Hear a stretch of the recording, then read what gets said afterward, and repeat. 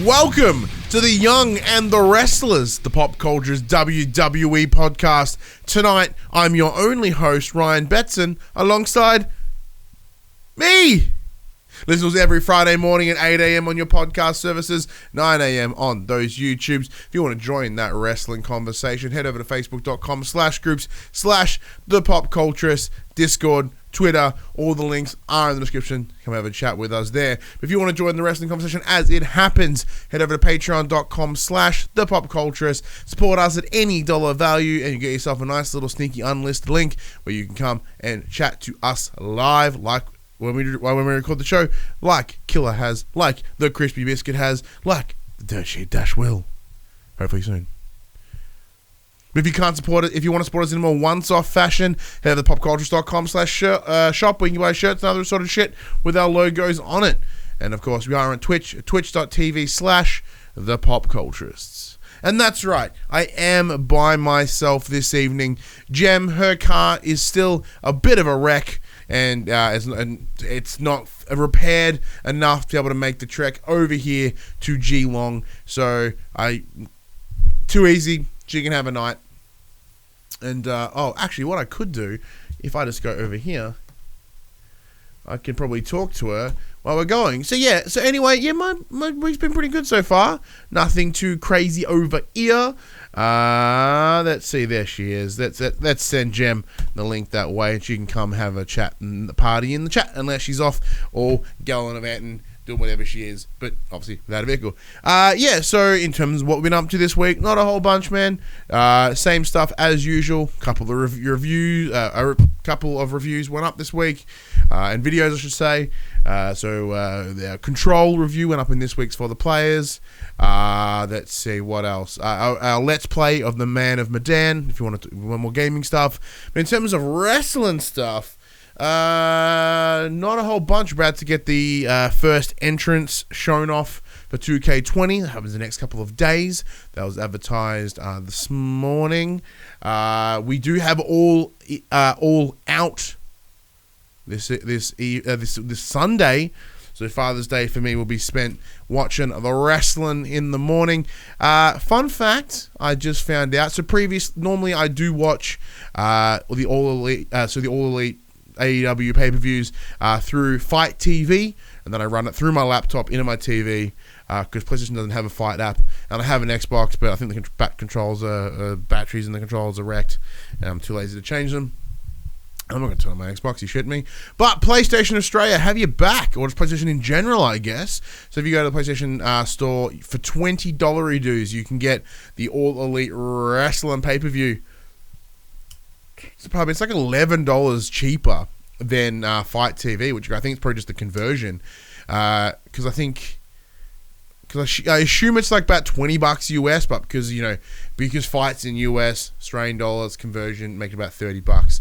So it's a bit unnecessary. But huge get for PlayStation to be able to stream that, because now I get to do it. I don't have to plug my laptop into a supercomputer into the television. So it works all well and good. There we go. You can finally hear. Hell yeah, Chris. Chris had some audio issues. So big thank you to Crispy Biscuit, actually, for being the one to point out that AEW's All Out was being shown on the PlayStation Store.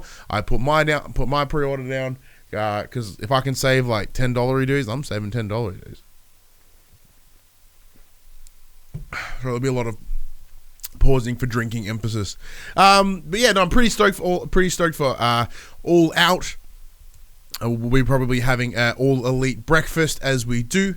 We discussed in the past, whenever there is a AEW pay-per-view on a Sunday, or if there's any pay-per-view on a Sunday, including NXT TakeOver, I do have a big-ass breakfast to celebrate with my friends, and just we come around and we watch wrestling together. However, this time I get to do it for my fams for Father's Day. Yeah, Jem did come in the chat. I completely forgot to give her the link earlier. So she's going to come party with us now instead. So I can still deliver Jem's thoughts on things, but in the written format. That's going to be a good way to go. I think that's all the bull crap at the start I can think of. Let me think. There are some things. So we'll get to AEW at the end. I'm going to do a bit of a lay down some predictions, I guess, in the end for some funsies. So it announced that there's a couple of matches were announced for WWE Live here in October. Originally, there was a match between Kofi and Dolph Ziggler. That has since been changed to Dolph Ziggler versus Randy Orton, which makes Jem incredibly happy. So I'll be sure to bring a towel for her to sit on. Because when Randy Orton enters that room, it is going to get humid and damp in the building. And if we can locate that into one central location, I'm sure that'll be a blessing for everyone. Saying that, though, if there are many other women in the room, there may be a sudden temperature drop. Or temperature increase, I guess. The temperature change as everyone gets excited for Randy Orton. All right, now because this is just me and a big hunk of our show is bouncing off Jem and I, I'll probably go through it reasonably quick, but it'll be a shorter episode this week, which you'll know about because if you've downloaded it or seen the video time, you know it's going to be less. But then again, I just could baffle my way to the fucking end like I have right now. Next week will be here for even longer. That could totally happen. All right, kicking things off in Raw, I believe it was in New Orleans this week. It's Sasha Banks. Sasha Banks comes in, gets in the ring, doing her regular gimmick. And I was always under the impression that when she did return, that she'd probably want to have some sort of character reboot, whether that be changing her name, her gimmick, something like that. And instead, all we saw was her change her hair. So that's a bit of a bummer. But they do show the bit of the video package of what's been happening since her return, like the big busting on Natalya, and etc., etc. She talks about how she, while she was away, she kind of just hid quietly, and not causing too much of a problem. But all she could ever hear was Sasha, Sasha, Sasha. No, mate. All we heard was you bitching, crying, and putting cryptic ass things on Twitter. That is the complete opposite of staying away quiet. And then there's a lot of Becky chants, which made me laugh very quickly. And on top of that, she did reference a couple of things. She was like, all those rumors that I was crying on the ground at WrestleMania, that was true. That happened. And you hear about, essentially she's added some laydowns on the rumors as they happen, like her crying and being a big old sook after WrestleMania. Apparently that did in fact happen. She talked about how because she was pushed into a match, a women's tag team match for a belt that she didn't care for, which I strongly disagree with because I thought, she was one of those that helped pioneer and pushed that belt into existence. But, lies are lies. Pardon me. And as we hear this, Natalya comes in. Natalya runs in for some good classic ringside bussing. They get all push, separated, whatever, because they do have a match later tonight. Cut backstage, we got the Street Profits doing their usual hype promo, referencing everything that's happening within the night, and it's just like, hey, you look forward to this, and then you want to do this, and then here comes the smoke. This is the weird thing. I'm still liking the Street Profits. I do wonder how long this will have its charm. I do wonder whether we're going to see them compete on Raw at any point. I'm sure it will come a time when they will. Is that once NXT gets on USA? Obviously, because USA, Raw, and NXT will both be on the same network. And Gallivant, Raw is moving around. Next is will stay in full sale. I do wonder how that movement's all going to go down. First up was Ricochet versus Drew McIntyre in the King of the Ring qualifier match. Was pretty alright. I enjoyed it. It didn't go how I thought it was going to go. It did end with Ricochet getting the win by 6:30. I truly thought that Drew was going to be the man here. I thought he was going to come out the winner. Saying that, though, there were a lot of reasons to think why he wouldn't be. By having almost everybody put him over, like Booker T and some of the commentary team, they're like, I think Drew McIntyre is going to clear out. So it's live reaction, says Jem. Sweet. I'll make sure to really be vague about it. So I was really baffled to have Drew take the L. because I kind of thought he would come through and probably clean house up until the end. Fuck my bracket. Dude, it completely wrecks my bracket. As we go through this, you'll see that my bracket is just fucked. Like, it is just ruined. Like, who I thought... This is one positive, right? And the benefit of, like, making it kind of sports-like is it's not gone how I expected it to go. It's gone the complete opposite, and I like it that way.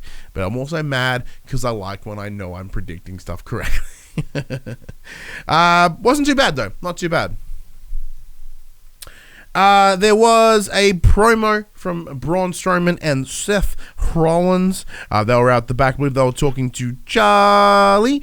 She was like this tiny, and everyone else was super ginormous. That made me giggle a lot. It was pretty much the idea of Braun just looking at the belt, salivating over the belt, being like, "Man, I want that Universal Championship." And Seth's like, "Motherfucker, look over here. It's the tag team belt. We're gonna protect that shit. We're gonna defend that shit. Can you do that?" And he's like, "Yeah, I can do that, but you don't want that one." Which we know. Not very exciting. Next up, we get The Miz versus Baron Corbin for the one of the King of the Ring qualifying matches. Pretty standard. I enjoyed it because I'm a bit... I will admit, I want Baron Corbin to win. I want Baron Corbin to do all the things just because I love the absolute hatred that gets sent in his direction for whatever happens. So when he did deliver the end of days on The Miz to get the win, 1, 2, 3, Baron Corbin has made his way through to the next round for King of the Ring. I myself am very happy with this result because I think King Baron Corbin would just be the funniest shit ever. Now, I guarantee you almost everyone will be like, that is the worst thing I've ever heard, and they're going to get really mad, and they're going to be blah, blah, blah, like, it's just Baron Corbin getting another push, blah, blah, blah. Baron Corbin has genuine fucking heat, and I think is that for that exact reason why he should have it. Now, my original idea, I'm pretty sure I talked about this last week, was that it would make sense to give it to Kevin Owens, because they can that way they can tidy up this Shane McMahon stuff, you know, best in the world versus the King of the Ring at Clash of Champions or something, or at Hell in a Cell or whatever the next one, whatever the one after clashes. That could be a good idea, or whatever the next Saudi show is. I guess they might take that over there. So I think that was where I was thinking it was going to go. But having Baron do it, it would just be hysterical. I think it would be absolutely amazing. Everyone would be so mad, and he has that right arrogant persona to really bring that home. And like, you know, because speaking of like after the Kurt Angle stuff, right, like his list of achievements, and it's like achievement, and your new King in the Ring, fucking Baron Corbin, and he's gonna walk out, he's gonna rub that scepter in people's faces and shit. It's actually gonna be amazing. And Killer in the chat says, I completely agree with you, Ryan, about Corbin. Thank you, Killer. I knew I have it. I would like him to see the win. He's not gonna get it. It's probably not Ricochet or Ali, but King Baron recreating King Booker. Well, that's kind of what I'm thinking, right? That's what I'm thinking. It'll just be like this, just over the top, really turn into it and go super hard. That's what I'd like to see. Whether it happens or not is a different story. Next, we get a backstage with Gallows and Anderson. We see Luke Gallows wearing awesome makeup, and Anderson, smush face. Corbin's trash, says Dash. Yes, he is. And that's what makes it even better again. Like, whenever he does that little, like, jump out of the ring and around the post and back, everyone's like, oh my God, he's so fast. I'm like, no, he's not. He's not fucking fast at all. And that's what makes it fun, because he's just so shit. Gallows and Anderson are bitching about something about tag teams, I'm sure. I didn't really pay attention. I just couldn't help but separate the eyes. There is microphone. Oh, someone's yelling at me on Twitter about a video I did like fucking years ago. They're not so good. They're not so good, brothers, says Jem. Next up was Bayley versus Nikki Cross. Solid match overall. I really enjoyed it because I do like Bayley and I do like Nikki Cross. And no Alexa ringside, which I thought was interesting. I think it's on social media. She posted that she went and got herself a new tattoo. Looks very cool. It's this like, it's kind of almost like a pinky color or a lighter skin color. So it almost looks like that scarification sort of style, like a sort of erased out of the skin, but you know, not with all like the colors, that sort of stuff. It looks very cool. It's on her back of her left shoulder. Yeah, it looks very cool. So I don't know. I'm sure that has nothing to do with this, unless she has to maintain it for a little while and maybe can't get it sweaty, or there's something she can't do potentially to be in the ring. Makes sense. It did end with a win to Bayley with a top rope elbow drop. Big thumbs up. No much complaints there at all. It was pretty solid overall. Oh, says Gemma. Yes, Gemma, you should check out them social medias. Check out Alexa Bliss's sexy new tattoo. It was to get a really nice shot of her shoulders. I'm like, damn. So next up, we get Braun at the back having a promo about how he's getting a rematch against AJ Styles this week after the interference from Gallows and Anderson last week. He has been granted a rematch because of the DQ that was received from their involvement. Cool. Why not? Because at this stage, I was thinking, wouldn't that be amazing if they're heading into Clash of Champions and they've got, white tattoo, you lame, it's going to go to shit. Yeah, it looked cool. It looks cool right now, though. So I thought it'd be really cool if, what if Braun did come out the winner and he was rocking 2 belts, and then we had Seth 2 belts. That would just add more to it, because I guarantee under the WWE rules you can't have 2 champions, you can't have 2 singles championships at the same time. I don't think. I could be wrong. Let me double check that in my head. I'm unsure. So that way, if he did happen to win at Clash of Champions, Braun would have to sacrifice one of them up, and he could just piss the United States Championship and be like, fuck that, I only had it to get to here. Cool. But then if he loses it, he's still got 2 belts. So it's kind of cool. I dig that. Thought it would be a cool idea. We'll see how that goes. Next up, they mention a tag turmoil match, which, as far as my understanding, is essentially like an Iron Man match. Is it Iron Man or a Gauntlet? Gauntlet match, but for tag teams. So what happens essentially, you start with 2. Someone gets eliminated, new team comes in, eliminated, new team comes in. It's essentially a gauntlet match, but with tag teams. So they've named it the Tag Team Turmoil match. Killer jumps in and goes, it's entirely possible Seth Rollins once held the WWE Championship and the US title at the same time. Well, in that case, I was totally incorrect, and I would like to see that. Imagine that. Braun goes from having no belts to 3 belts. Do I think Braun's going to win over Seth? No. But I like that idea of Braun with 3 belts. He's a big enough man to carry that many belts. Just saying. So it did start off with the Viking Raiders. They were the first to come in the ring. Very cool. Against the B team. So as you can predict, it went exactly as you expected. The B team got their fucking asses handed to them. They got eliminated. They got mushed. They got decked. And then they got the kick the fuck out with the Viking experience. Bush, get the fuck out of here, B team. You are now the F team. Get away. Viking Raiders versus the OC. So the OC come in to give a shot. They start busting. They get all crazy. Next thing you know, it's fucking SummerSlam all over again. It's a double DQ. No, kind of. It was double DQ. Unlike Randy Orton and Kofi Kingston, it wasn't because they were both outside the ring. It's because all 4 of them were too busy fucking punching each other that the ref's like, listen to me. And they're like, get into your corners. Fuck this. Ding, ding, ding. Double DQ in your fucking face. Interesting decision, because by having both these teams in there, you presume that one of them has to take a loss, and they both are trying to be strong as fuck right now, especially with the Viking Raiders having not taken the loss since making their way up. But yes, Jem is spot on. Finally seeing some real action. This is what it comes down to. It gets them involved in a feud with the OC, because I can only presume that in the near future, what's going to happen is the Viking Raiders need a feud. And this seems like a good feud. Although it is sort of this heel-on-heel action, because the Viking Raiders aren't really being treated as faces. They also aren't being treated as tweeners. They're sitting in this sort of weird ground right now. So I don't know where they're going with them. But by having them both receive DQs and eliminate them, it does keep them strong. Neither of them look crap out of this. It just looked more like a bad ref decision, but it's kind of a good one. So they both get kicked the fuck out. And then we get the Lucha House Party But before they come into the ring, we get the new team, which hasn't been given a name. It's Dolph Ziggler and Robert Roode. I'm going to tour it. Ziggly Glory. Nope.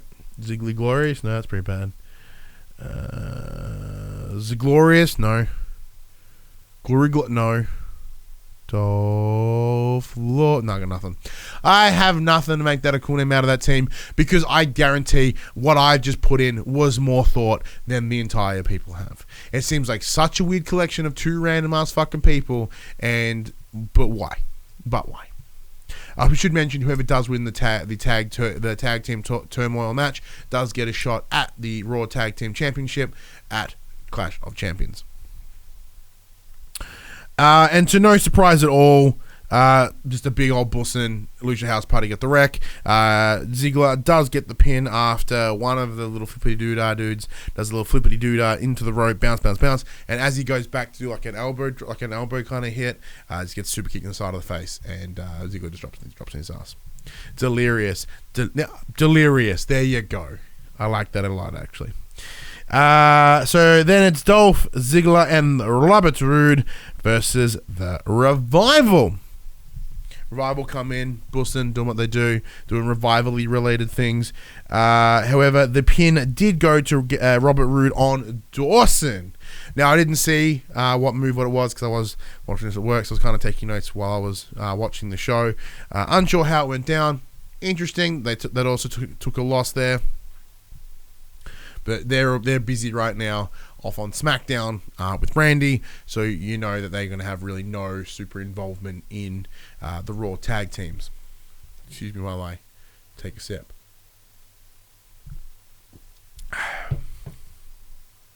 And finally, Dolph Ziggler and Robert Roode versus Zack Ryder and Kurt Hawkins in literally about fucking 9 seconds. Kurt Hawkins is just getting pinned by Dolph Ziggler. I don't know. I didn't even catch how it happened. I didn't even see them enter the ring. I turn around and said body and Ziggler panting. I'm like, he just rapid fucked someone. So interesting outcome there. Nor did I expect much out of them. I thought potentially, someone else could have got an easy reckon in order to look good. I don't think it should have gone to Robert Roode and Dolph Ziggler because they don't need that cheap win because they didn't exist until 45 minutes before they started. Finally, Dolph Ziggler, Robert Roode, Delirious versus Heavy Machinery. Interesting, seeing as Heavy Machinery are in fact a SmackDown tag team. I did wonder why they have come across, because let me remember this. That's right, the wild card rule hasn't stopped. I was under the impression, I may have made up this theory myself, that once SummerSlam had ended, it would be the end of the wild card rule, because presumably Paul Heyman is in place doing what he needs to do. Presumably fucking Eric Bischoff is in the spot doing what he needs to do. So I'm not quite sure why this is still happening. There's been no clarification aside from Michael Cole randomly just mentioning the wild card rule last week or the week before. Just being like, oh yeah, no, it's still a thing. It's still a thing. For some reason, it is still a thing, and I don't know why, and it makes me very mad. Pardon me, no, I should have pointed out earlier when Bayley showed up. But I didn't, because I was okay with that. And for some reason, I'm unhappy with Heavy Machinery here, even though I love Heavy Machinery. It was just more of like, why the hell is this happening? Why is this happening? Where's AOP? Where is the Ascension? I know I mentioned the Ascension the whole time. I don't even like them as a team. I just always mention them because I'm like, why the fuck are they never around? Like, if you want someone just to get the fucking ass handed to them, get the guy with the weird painted lizard face. Why don't you just wreck him? That seems like a fun idea. Just do that. The match ends with Robert Roode getting a pin on Tucker. Didn't see what happened. Oh, that's right. They're about to do a compactor on Roode. Then Dolph Ziggler comes in, gets a zigzag on Otis, dropping him onto Tucker. giving them the stun, and then 1, 2, 3, Buss. Robert Roode gets the pin. Interesting. It was a good length of time. I enjoyed watching all the matches. Obviously, some of them are super fast.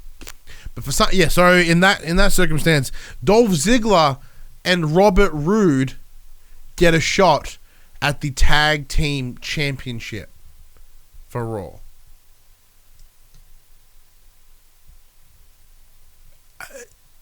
Do they just not care about tag team wrestling? You would think, with the likes of All Out and the likes of AEW, which they are very, very keen on tag team wrestling, you would think that they would at least do something, right? Something. Put a strong team in there, or give a push to a smaller team that could do well. Why not give it to Heavy Machinery? Why not give Heavy Machinery a shot? There is no way that it would have been like Kurt Hawkins and Zack Ryder or the B Team. The Revival are boring. Also, where are the Usos? Why weren't the Usos on here? Are they still in trouble for DUIs or whatever? Where have they been? Where have they been? I say. Killer says, is it just me, or is Ziggler/Roode taking the tag titles off Rollins versus Strowman? Probably. I do, because this is the thing. We do have to look into this, right? So we know that the match is coming for Clash of Braun versus Seth. So that means these guys are pulling double duty. They are doing a tag team match earlier on, and then they are also doing the Universal Championship match later in the night. Presumably the main event, if not second to last match of the night. So what are they going to do earlier in the night with the Raw tag team? Is it going to be a squash? Is it just, are these two simply there to get the ass handed to them, so that way they can still, no one has to take a loss badly? They're like, it makes sense. Like, who are two? Like, if they just made a jobber team with more legitimacy than like the B team or something, it seems like what they've done. Maybe these guys can get squashed, and it's not as dangerous. Because if anyone else goes, why the hell is the B team getting a title shot? Or, maybe something like that. Why is Kurt and Zach getting another shot at the belt? Not happening. So by putting these two random ass jobbers in there, they can take a beating. They can take an L very quickly and still be okay. Well, okay-ish. Robert Roode's gonna have no chance. Ziggler's fine. Who would have thought talking non-stop for 30 minutes was really hard? It's hurting my face. Sasha Banks versus Natalya. It was alright. There was a lot of Sasha Banks working on Natalya's arm, seeing as it was all jacked up from the week before. Even in the win, so Sasha did get the win with a modified bank statement. So normally, obviously, the bank statement's just around the face, essentially a label lock. But there was some extra arm involvement in order to push Natalya over the line to make that tap. Next up is an AJ Styles promo, presumably about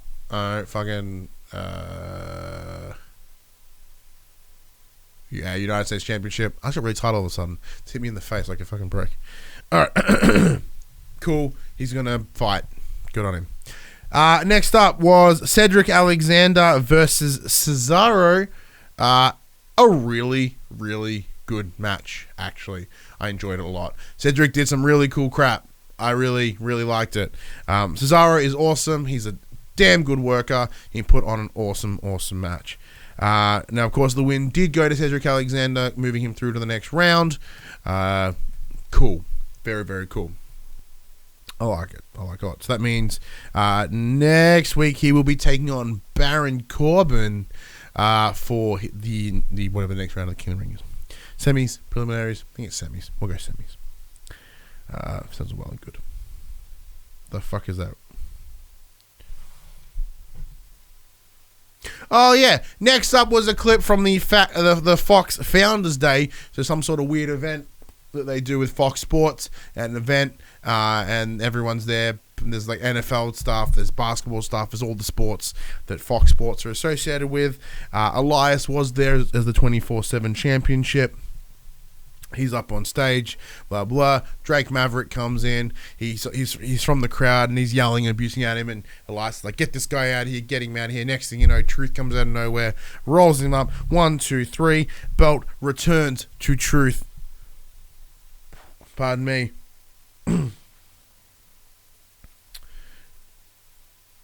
Yes, so then Truth runs off, ducks backstage. He's standing there hiding, talking to a bunch of presumably like hosts and sort of people on camera over at Fox Sports. Then he hears what he presumes was Elias or Drake Maverick. I'm really gassy right now. He trips, bangs his head on the ground. He's like, oh no. Rob Stone, a host on Fox Sports, goes, oh, I can help you out, man. Boof, 1, 2, 3. Rob Stone of Fox Sports is a 24/7 champion. Very, very cool. And then out of nowhere, Elias comes in, bang, bang, bang, 1, 2, 3, gets back into Elias's hand. Elias just straight up gets the fuck out of there. Follow up, we get a promo from Ziggler and Robert Roode, talking about how, oh, Jesus Christ, how they are awesome and they deserve the win because they were super fucking cool, la la la. Just saying that even though they're a team that just made up, we've been working this bad boy for so long, that we're super cool. We're super good. I question them, but there we go. Looks like my son is about to break in, so I'm going to move this out of the way. Hey, buddy. Do you want to come join the chat? Alright, here you go. Here's my son. He's going to join me for a little bit while we keep talking about the wrestling. Next up was a promo for Firefly Funhouse. Nothing new here. It was just a bunch of old footage from various Firefly Funhouse skits, including like the Rambling Rabbit Jam, stuff like that. Sister Abigail. Abigail the Witch, Sister Abigail. The Buzzard tearing apart Rambling Rabbit, etc. like that. What you doing, buddy? Hey, Chucky, can you open it? My boy has a Kinder Surprise. Chucky, it's his personal favourite. You're going to jam the whole thing in your mouth, aren't you? Is it chocolate? It is a chocolate. You go put that here. Then you're going to pull it into little pieces? No. You're going to eat it all in one go? Oh, most of it in one go. So nothing new here. I think it's just kind of like a reminder of him, which is weird because why would we need a reminder of The Fiend or Bray Wyatt? Because he's like the best thing WWE right now. Makes no sense. Then we get the United States Championship match, AJ Styles versus Braun Strowman. Started strong, was just regular bussing, kind of a repeat of last week. Nothing jumped out at me too hard. Yes, buddy? What's over there? Can you see yourself? Say hi?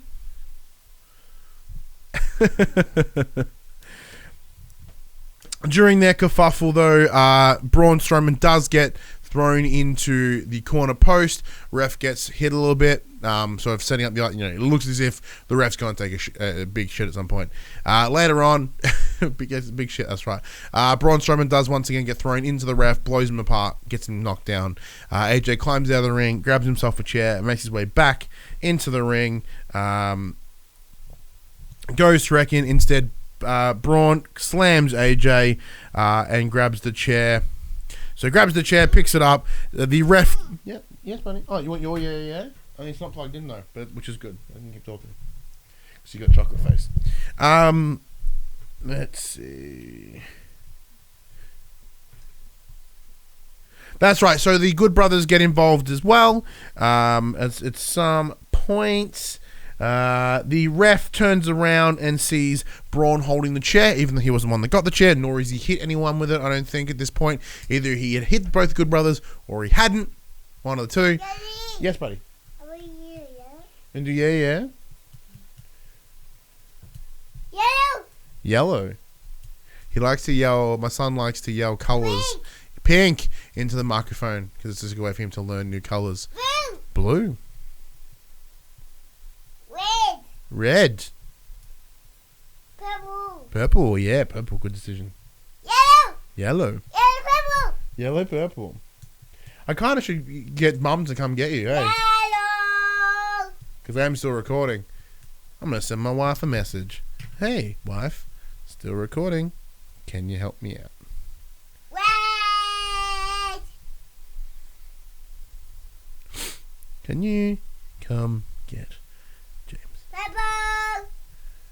Purple, red! Yeah, so the ref turns around, spots Braun with the chair. He's like, "Hey man, you got the chair. Nah, none of this. You're getting DQ'd." DQs him. Which is super weird. Like, there has been, how many times in the past has they turn around and seen the chair and be like, "Oh, put that chair down." And he's like, "Oh, okay." And it's kind of, it's just treated as if, that happens. It's like, "Oh, no, I didn't hit anyone. You didn't hear it. You didn't see." Yes, buddy. Where is the remote? Don't know. You've got it. He's like, "Hey, I see you got the chair." Normally the ref's like, "Well, I didn't see it," regardless of the fact that they could clearly hear someone getting ringed with a chair. So after being DQ'd, Braun does crack the craps and just proceeded to destroy everyone in the ring. Leaves with him with just a pile of bodies around him. Thank you, buddy. You want to go to bed? All right. Good night, buddy. I love you. Have a good sleep. He goes off to bed. Just like the OC, decimated, all asleep. Yeah. That does bring us to the end of Raw. Raw was fine this week. There was nothing here that really got me excited. It wasn't anything cool. The matches were okay. I didn't jump out of my chair at anything. It was fine. So for that reason, I'm going to right down the middle. Good old Kurt Angle. It was fine. Let us know what you thought of Raw this week in the comments below. Discord, Facebook group, all those things. Give us good times. Next, we get SmackDown Live. This was in Baton Rouge. Don't know what that is. Sounds French. I'm assuming it's probably in New Orleans, around there somewhere. Makes sense. It does start with Roman Reigns. He's walking into the ring. Kayla walks up to be like, "Hey man, what do you have to say about the actions that took place last week, including the reveal of Doppelganger Roman, and so on and so on." Right? It's like, "Nah, I ain't gonna tell you now. I'll tell you later in the ring," implying that he's gonna come into the ring later. He's gonna talk a promo. We'll see probably towards the end of the show. Always is the case. Next up, New Day music kicks in. Kofi makes his way into the ring. He's cutting a promo about the old, Randy thinks I'm stupid. Got my family involved. Randy Orton's a dick. Blah, blah, blah. Then, cuts to Randy Orton. He's doing a video promo thingy in the back. He talks about how he was in his hotel room, and then he hears a knock on the door, and a letter slides under the door. And in that door, he finds himself. So he finds his letter. He talks about how he doesn't like fan mail, nor does he even consider fucking answering it, because he's that kind of guy. He has no time for his fans. He doesn't love them. He's a butt. In case you weren't sure. So he's like, "But when I read this letter, it caught my attention. There was something here that I feel that I should, address, and that's something I should let you know about." So he reads out the letter, and it's all the idea of, "Dear Mr. Orton, you're a mean man. Kofi is a nice man. You need to stop picking on him and hurting him, because he's a good guy." Pretty much where he's getting at, right? Which is all fine. And it ends with, blah, blah, blah. "I know he's a great man because he is my father." From, I believe it's Kofi's son, Kai. So, Randy talks about it and mentions, "Hey, this can only mean that I was in the same hotel as your family. Maybe I can go take him a visit," implying that he's either going to go try punch everyone in his family. Next thing you know, it's Randy Orton RKOing little children and Kofi's wife. They're the options that he's in place. "I'm going to RKO the crap out of this man." And for all we know, he probably would. Understandably, this gets Kofi all fired the fuck up. So he just legs out the back. Next thing you know, these two guys are just going ham on each other in the gorilla position. Push. Big old punch. Here's push in the big fake in the face. Everyone's coming, just all lying around. Right? It's good stuff. Randy takes a big old beating. Next thing you know, sneaky DDT off some roadie boxes, bush right on the carpet/concrete. Kofi's holding his face. Randy gets up and boots. I think he makes it stupid. Seems about right. Next, we get a backstage promo with Big E, who walks out of the change room or the dressing room with no shirt, just showing off his fucking man pec titties just to everyone that wants to take a look. It was jarring in an impressive way. I do always forget how giniferous his pectorals are. He's a very, very buff upper part gentleman. He essentially, because he has a match against Randy Orton later in the night, and he essentially just lays down some crap about, Xavier and getting his leg all wrecked and Kofi and whatnot. Next up, King of the Ring qualifying match. Ali versus Buddy Murphy. Banger match. Absolutely banger match. Now, this is the fifth time that these two of them have paired up together. Obviously because they both shared a lot of time in 205 Live. So it was awesome. There were some hard hits. There were some good flips. It was just punching. Buddy Murphy is just a straight up killer. I loved it. There was lots of big old knees in the face, and those cool Muay Thai knees does, and Ali just does Ali things and what up. Absolutely phenomenal. But of course it did. I say of course because I kind of predicted, even though my bracket predicted that Buddy Murphy would in fact come out the winner, he didn't. The win went to Ali. But it wasn't all bad news though, as Ali gets up and he gets into the middle of the ring. Buddy Murphy stands up as well. They stretch his hand, they shake hands, mutual bros. Well done, mate. I'm here. Buddy's like, I'm here to help you out, man. All the way, I can't go any further now that this looks like this Roman Reigns story is wrapping up, and I kind of fell into it by accident. So I don't know how I got here. I got here completely just by a whim, mate. He's Australian. So he gives him a shake, goes, everyone look, it's Ali, give Ali some love, and then he gets up and he scoots out. That's it. See, this is should be technically should be the middle of the shot, right? Have I scooted across? Yeah, I have. Killer says it kind of makes sense for Murphy to take the L because it allows Murphy to stay with the Roman Reigns title. Presuming that it is still going, I have a feeling that it is ending, and so that's why he's like, well, you accidentally fell into this TV time. You take the loss here, we can slink you back into backstage doing nothing of major note. Then you got your problem solved. Everyone goes away happy-ish. Next up was Bailey in the back. So where all the clothes and the costumey area is, holding the belt. Ember Moon comes in to have a chat, and it's like she's on the idea of hey, is Charlotte in your head? Whatever. And Bailey's like, nah, mate, she's not in my head. She's all good. Look, I want to talk to you about the match we had at SummerSlam. And was like, don't you fucking start, mate. I don't got time to hear about SummerSlam. I took the L. I'll admit that I'd take the L. What else am I going to do? Right? Makes sense. It's fine. But let's not talk about that later. I'm still handling it in my own way. But what I need you to do is I need you to get ready to take on Charlotte, because that's going to happen.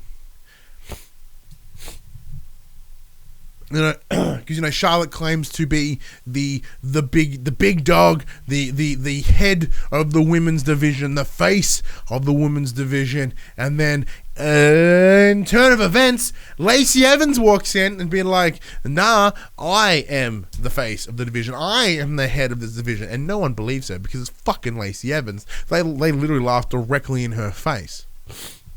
Excuse me for 1 second. I really think I'm getting a little bit sick because my nose is giving me craps. I kind of got a headachy. I'm not feeling too crash hot. I think I'm sick. Just saying, I think I'm sick. I've not had a lot of sleep lately. I've been doing a lot of review editing.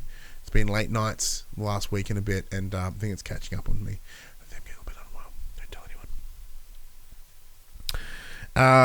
anyone. So then Lacey talks about how she's got a match later that night against Bailey, and that'll be what proves her as the top of the division. Doubt it. Next up, Miz. So they announced that, there's a Miz versus Sami Zayn match. Miz comes into the ring. Miz is he's talking about whatever. Shows the promo footage, the footage from last week of Miz talking to Sami and he's the new manager, I guess, for Shinsuke Nakamura. And they show the beatdown and the Kinshasa to Miz's face and just the basic-y setup-y shit from that. In short, The Miz then requests a match for the Intercontinental Championship at Clash of Champions. Now, as Shinsuke Nakamura has the manager man now, out comes Sami Zayn, but not in ring attire, because we're expecting a match here. He comes out in just his streets, and he's like, you don't seem to get this works, mate. You don't talk to Shinsuke, you talk to me. Well, whatever. And then the idea of like, hey mate, maybe you need to treat some respect. Why don't you come in this ring and maybe I can punch the respect out of you in here or something like that. And he's like, no mate, I ain't getting in the ring. He's like, well maybe I'll come out there and I'll punch the respect in here. Gets out of the ring, wanders up the ramp. Sami Zayn's like, probably shouldn't have done that, mate. Next thing, Shinsuke Nakamura comes out of nowhere, just fucking wrecks shop on him. More beat down by the ringside, throws him in the ring. Kinshasa, Miz is dead again. All this time, Sami's just yelling into the microphone, giving the shittiest running commentary. Like, I thought he was good on the mic. That's why I was excited that they were teaming up with Shinsuke. Disagree. Strongly didn't like what Sami Zayn was doing here. Thought it was dumb. Thought it was stupid. Although Shinsuke versus Miz, fuck it, why not? Next up, we get Elias sitting on a chair or a couch, strumming away. And KO comes in being like, hey man, and Elias like, what the fuck are you doing, mate? This is Shane's office. And he's like, yeah, what the fuck are you doing here for Shane's office? He's like, Shane's not here, mate. What do you mean Shane's not here? Like, oh, blah, blah, blah, blah, blah, blah, blah, blah. They pretty much just rubbing each other's face. That Elias got the win over for King of the Ring, so he's hiding in the office to get away from everybody, seeing as he's still also the current 24/7 champion, and he does have matches and whatever. Fine, it was adequate. Next, Bayley versus Lacey Evans. A reasonable shit show of a match. Nothing to do with Bayley. Lacey Evans is just boops. You can, in fact, I think someone pointed out to me yesterday, so when I was watching it, I did hear for it. Some straight up calls were made. Very clearly, you could hear it happen. So during this bit of kerfuffle, Charlotte Flair does come out ringside. No music hit. She just kind of wanders in from Gorilla, goes down the down the ramp, stands ringside, just kind of getting in the head of Bayley. No interference, which I like. This is more psychological warfare here rather than getting in there and like punching each other. I like this a lot more personally.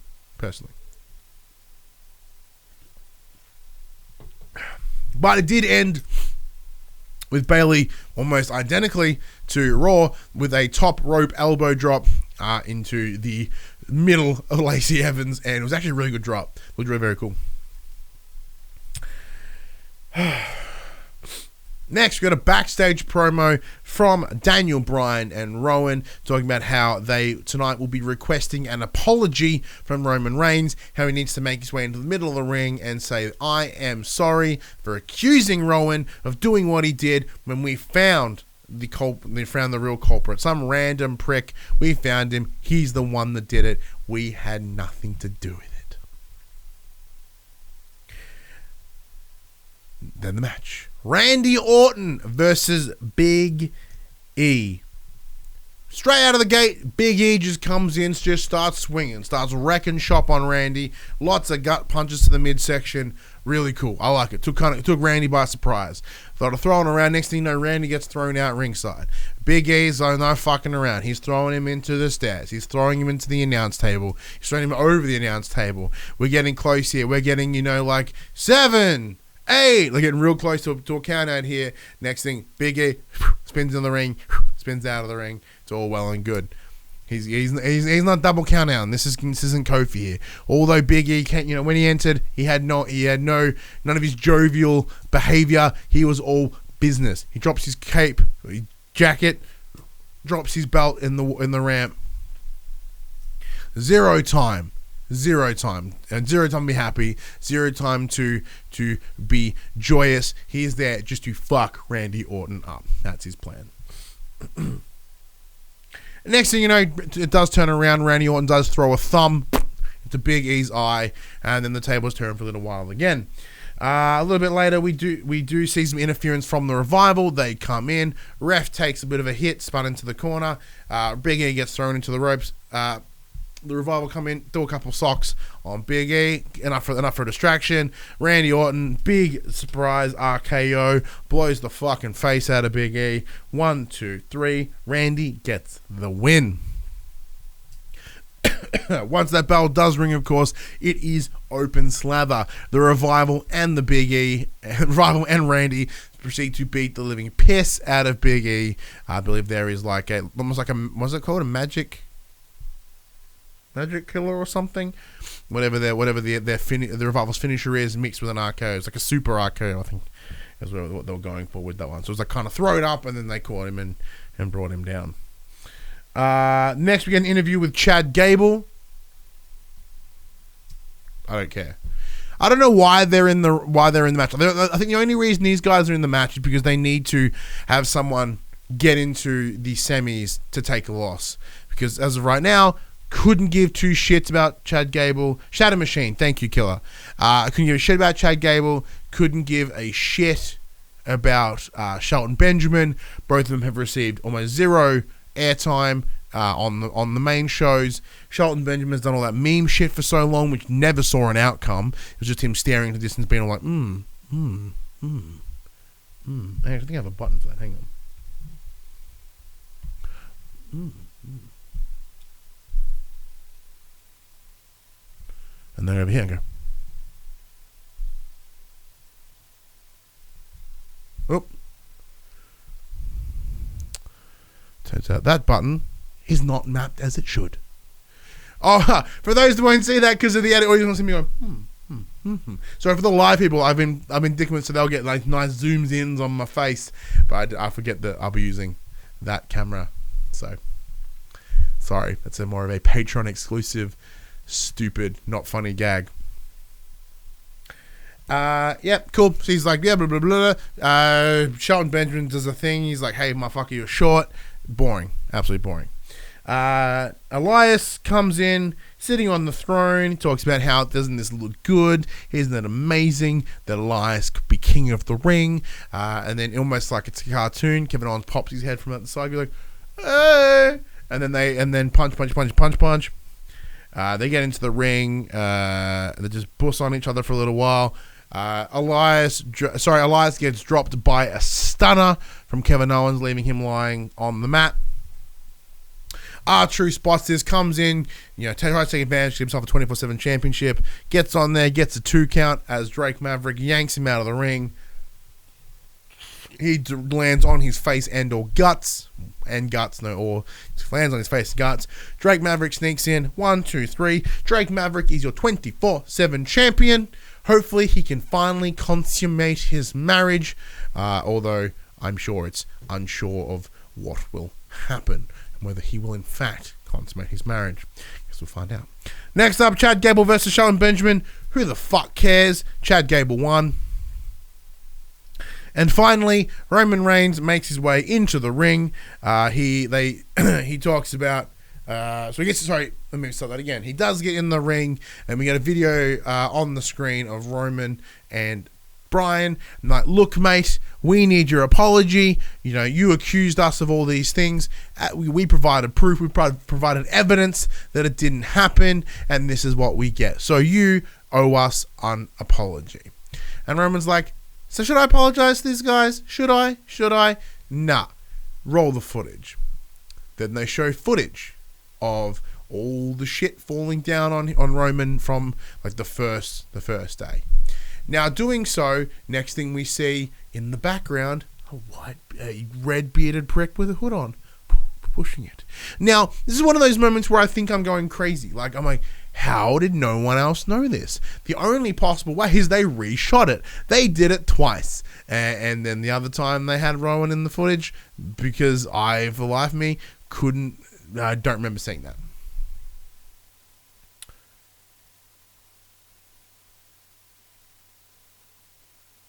So I'm still waiting for Dash to send me the sheet So I was just checking my phone to make sure, see whether he had.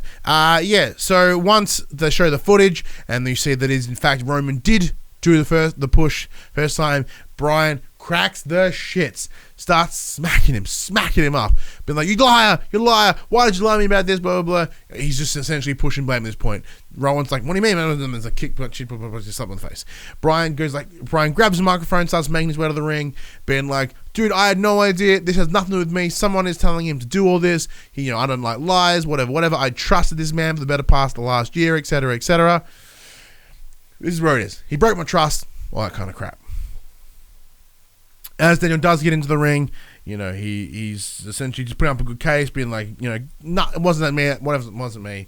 Next thing you know, Bus gets shattered in a big old spear from Roman Reigns. Daniel Bryan is down, and we go to credits. Overall, probably similar to Raw, right down the middle. One Kurt Angle. Aside from the Buddy Ali match, and I guess somewhat the resolution of the Who Killed Roman Reigns storyline, there was really, once again, not a lot here. Like, nothing super crap, nothing super amazing. Now, it was reported that Vince had scrapped the entire script for this episode of SmackDown just before, so I'm sure there is some sketchy things here, some things that don't line up. Now, I'm going to do a quick check and see whether Dash has in fact sent me the sheet. This week was really underwhelming, to be honest. Yeah, across the board, it was really, really quiet. And a real bummer because of it. All right, let me go over here. Dash, we have a new sheet from Dash. No, that's last week's sheet.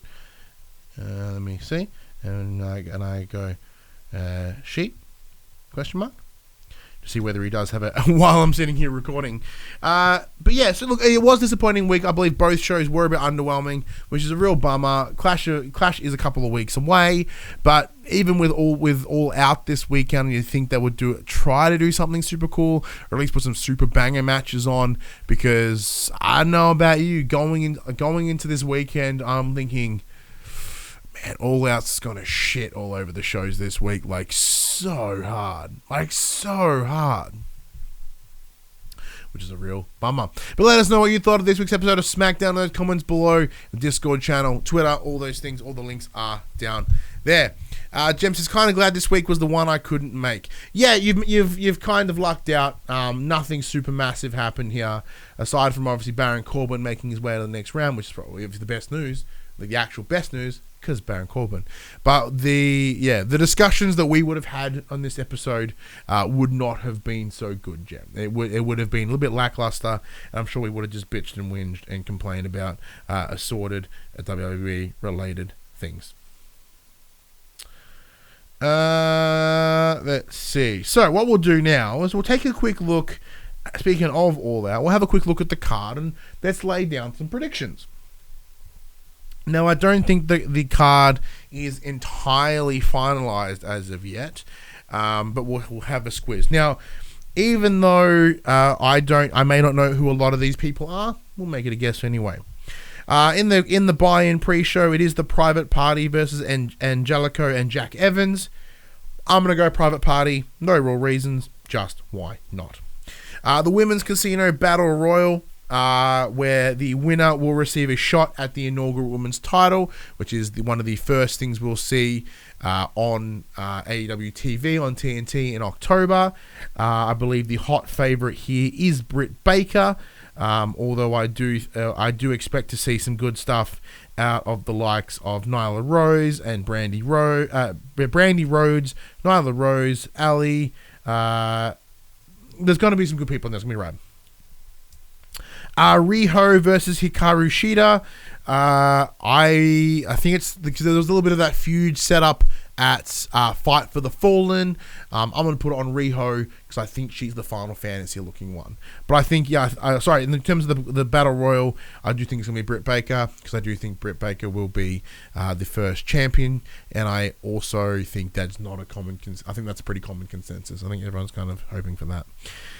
Joey Janela versus Jimmy Havoc versus Darby Allin. I presume this will be... It is not stipulated as a hardcore match in any way, but I do think it will get a little bit gnarly. I do expect we'll see some super heavy bumps by Darby, and Joey and Jimmy will do probably some gnarly shit. Who will win? I don't know.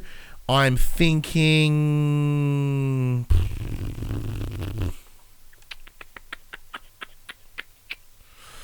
I'm going to say Jimmy Havoc. I'm going to give it to Jimmy Havoc. Next up, Best Friends versus Dark Order, and the winner gets a buy-in for the Tag Team Championship Tournament. I'm going to say it's the Best Friends. Although the Dark Order are pretty cool and they do have all their little minions, I do kind of like the Best Friends a little bit more. Cody versus Shawn Spears. I think Cody's going to take the loss here. I do think Shawn Spears will have the win. Only because in terms of the whole build-up here, I do think Shawn is being shown as this vicious kind of guy who's just willing to do whatever it takes. You know, he broke the fucking back of Cody's head, for Christ's sake. It was awesome. So I'm going to put it on a Shawn Spears there. Now, we did run these last couple of matches through WWE 2K19 on our Wednesday stream before we played Control. And they did also predict that Shawn Spears would come out as the winner by just after busting open Cody's face. So if that was to be the case, this would be the third time that Cody's bled at a show. Next, for the AAA Tag Team Championship, the Lucha Brothers, who are the current champions, versus the Young Bucks, and this is also a ladder match. Now, as the Young Bucks have gone on the record stating that they are no longer on the independent circuit, they'll only be doing AEW shows. I do see the Lucha Brothers retaining, whether it could be a Champion's Advantage win in order to keep both of them looking strong. I'm not sure, but the Bucks will not win with the belts. They will not leave with the belts, because those belts do need to return back down to the luchador Mexican area, and I don't. The Bucks aren't going to take them back there because they're not going to. Kenny Omega versus Pac. So with Jon Moxley being out via injury, he had an infection in his elbow that has caused him to no longer be able to compete against the match against Kenny Omega. They have called in Pac after his non-attendance at Double or Nothing. It's worked out well to have him come back here. If you do watch Being the Elite, there's an incredible video by Kenny Omega about this whole setup with Moxley. So although it does suck, I couldn't have picked between Mox and Kenny who would going to win. I don't know. So it was very, very tough. So, but this one, I actually find it a little bit more easier to pick. I do certainly think that Pac will come out the winner, because I do think Kenny Omega, along with Jericho, are the closest that these guys have to legends. And for that reason, they can take a loss, and it's not going to drastically affect them as a competitor, because even if Kenny does take the L here, he will still be seen as one of the best wrestlers in the company, and the best wrestlers in the industry, because he will still put on a killer match. And on top of that, Pac can go real hard. So I do think that this will be a banger match. It could potentially be the match of the night. Just putting it out there. Now, in terms we should mention 2K19 did say that the Bucks would win. However, they did also say that Pac would come out the winner. And finally, the AEW World Championship match between Chris Jericho and Adam Hangman Page. This is another tough one, because part of me thinks that they could put it on Page, because I think in terms of the history books, in sort of giving this guy a bit of a rub, giving him a bit of a push forward, it would be awesome to have him on the record as the first AEW champion. For that reason, though, I do think it would be a lot of fun to put it on Jericho. By having Jericho give the win, it's a weird story on who has the first AEW championship. It's just fascinating for it to go to Jericho. It could also be a big stick 'em up to anyone else around there. But similar, I think Jericho could take the L here and still come out looking gnarly, and Paige come through with the win. Saying that, though, in a lot of the promos, Jericho talks about how if he loses here, the Jericho is dead. So this could come to two things. This could allow him to go away and create a new character, and maybe change Jericho, who he is. Jericho has known for his excellent character change, almost like no one's ever said this, but he's like the Madonna of wrestling. He's had a lot of different characters, and they've all come out very different. So potentially that gives him the chance because I do still think that he is doing kind of his evil Jericho character from New Japan. So maybe he wants to do something a little bit different in heading into AEW. But on top of that, though, he has been on all the promo art for all the shows moving forward in terms of the TV shows. So I do wonder whether there's some legitimacy in having it beyond Jericho. I'm not sure. If I remember right, Jericho comes out as the winner, according to 2K19, so that should be fun. But anyway, let us know your predictions for AEW's All Out. It does air this Sunday at 9 a.m. Australian time, and as I mentioned at the start of the show, you can go and buy it on your PlayStation. $20. Save yourself $11 or so instead of getting it on Fight TV because the Australian dollar sucks a whole bag of dick right now. So I would do that. It's for the coin. Because as you can tell, we are completely PlayStation biased. But anyway, that does bring us to the end of the show. Thank you very much for joining and sticking around, even though I sat here by myself. I can't believe I sat here and I talked by myself for an hour relatively consistently and only have an incredibly parched mouth. Pardon me. Hopefully, Jem will return next week. Now, I'm not going to edit that out because I'm really bad. And all this talking while drinking soft drink has just caused a big gas bubble in my tummy. So I'm going to wrap this up shortly. Yeah, hopefully, Jem returns next week. We'll be talking All Out. We'll be talking Raw. We'll be talking SmackDown. Hopefully, maybe we'll have even some more news around 2K20 because as I said, there's some entrance-y stuff happening over the week. But this wrestling conversation happened on a Friday morning at 8 a.m. on your podcast services, 9 a.m. on your YouTubes.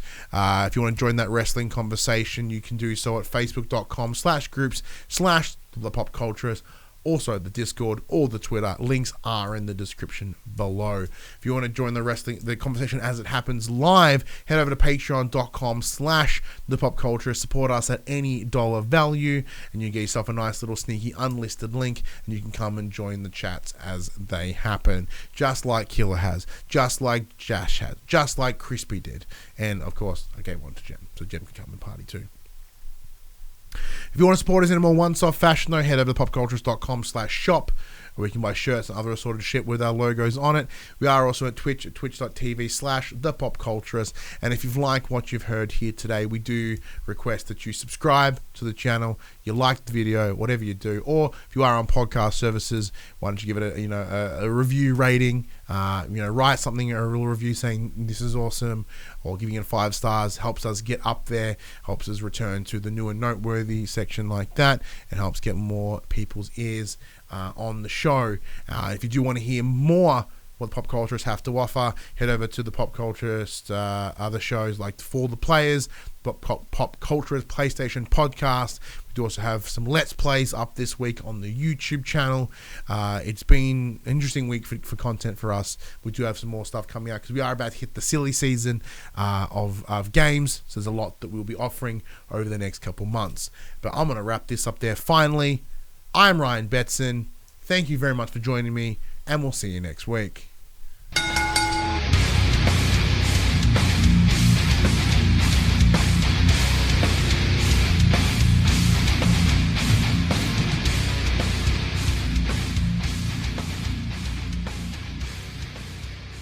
The Young and the Restless, the Pop Culturist WWE podcast, is fan support over at Patreon at patreon.com/thepopculturist. And we'd like to thank our Patreon producers and our Patreon founders for their kindness, their support, and their generosity. Our Patreon founders: Alpha Ferret, Craig O'Flaherty, David Chataway, Jesse Stevenson, and Jacob Garner. And our Patreon producers, AJ Abatomi, Damien Holdies, Kyle Dunn, Lee Wintershoven, Nathan Massetti, Paul James, Pure Mongrel, and Sean Levitt.